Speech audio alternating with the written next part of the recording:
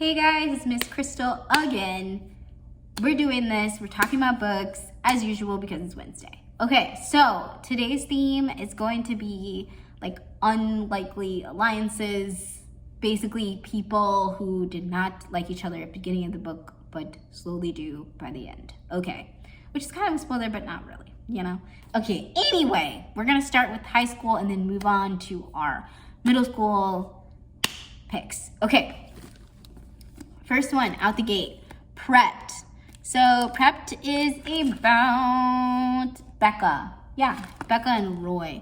So Becca is living in this community of doomsday preppers. If you don't know what that is people that are like really into preparing for the apocalypse or like some crazy event to happen where like the world is gonna fall into craziness, and so they need like bunkers and like meal ready to eats and like survivalist packages and things that they keep stored because they're like afraid of that. So which I would argue is a rational fear. But anyway, her parents are like crazy radical doomsday preppers, and they've arranged her marriage to the most eligible bachelor in her community, which is this guy Roy.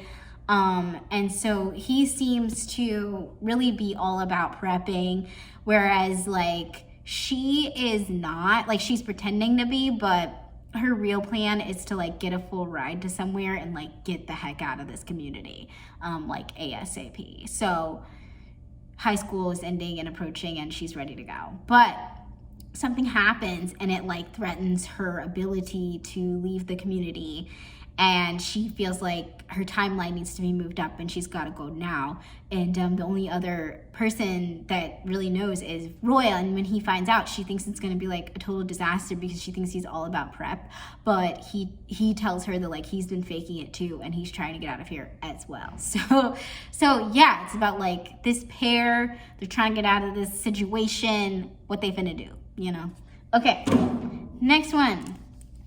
Down Comes the Night.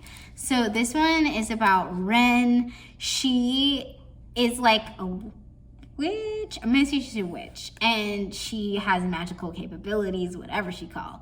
And it's gotten her into a lot of trouble. Like her magic has gotten her into a lot of trouble. She's kind of lost everything because of it. Her first love, her job, all these things. So she jumps at the chance of she gets a letter from like this famous like lord, and he says that like his servant has all these issues and she can come and like heal them, then that would be great. So she's like, yeah, I'm gonna jump on this opportunity. She goes out to this guy's house. It's super weird looking, and she realizes that it's not his servant that needs help, but it's actually like the exact enemy of her own society, who needs help. And it's like, I don't know, he's the Lord himself and stuff like that. So she is trying to help him out, but also like there's this crazy, he has this mysterious illness, so like he doesn't even know what it is. She doesn't know what it is. It's crazy. And then on top of it, the place where they are living, like the mansion that they're living in, is like haunted, I guess, or like has all these secrets. Yeah, I know I'm not doing well at explaining this, but it sounded good. Like it sounds good when you read the flap. I promise. Give it a chance. Okay.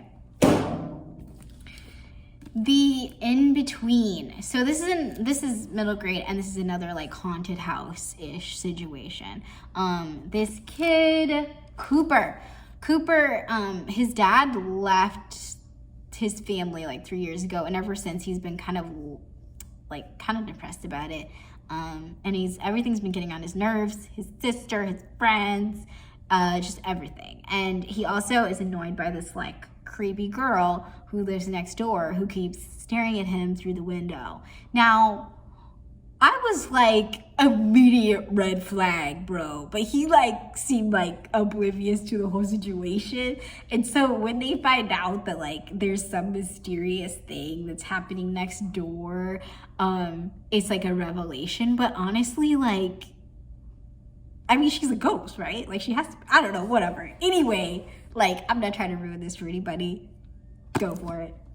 Okay. Oh, the crazy mashup is going to be his sister and him are the ones trying to discover the mystery, and they didn't get along at the beginning. Okay. The Elephant in the Room by Holly Sloan. So Holly Sloan is great. Like, if you haven't read any of her stuff, like, highly recommend. Highly recommend. She's great. And it's about this girl, what's her name? Scylla.